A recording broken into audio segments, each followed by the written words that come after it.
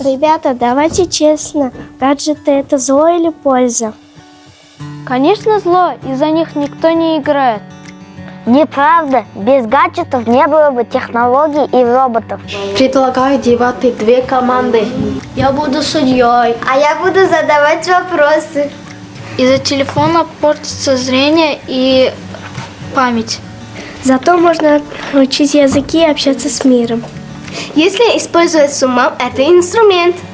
Я через планшет научился делать робота. А если слишком играть много, можно забыть друзей. Итог: гаджеты полезны, если есть мера. Тогда после дебата футбол. А потом поиграем онлайн. Главное вместе!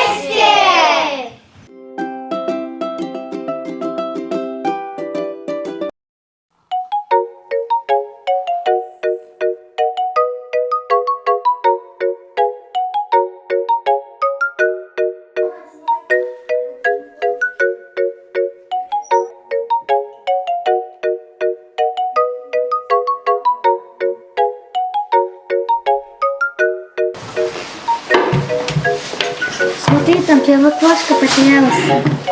Их тут полно. Сами справятся.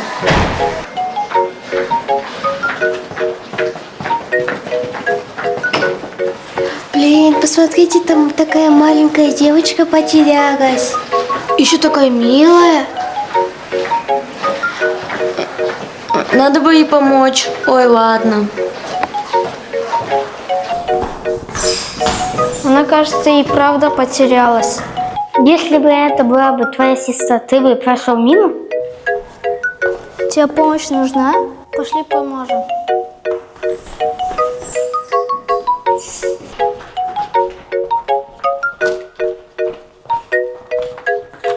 Вот твой класс.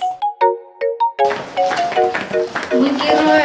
Мы только что помогли первокласснику. А это той, которая потерялась? Мы не сразу поняли. Кажется, мелочь, но день запомнился.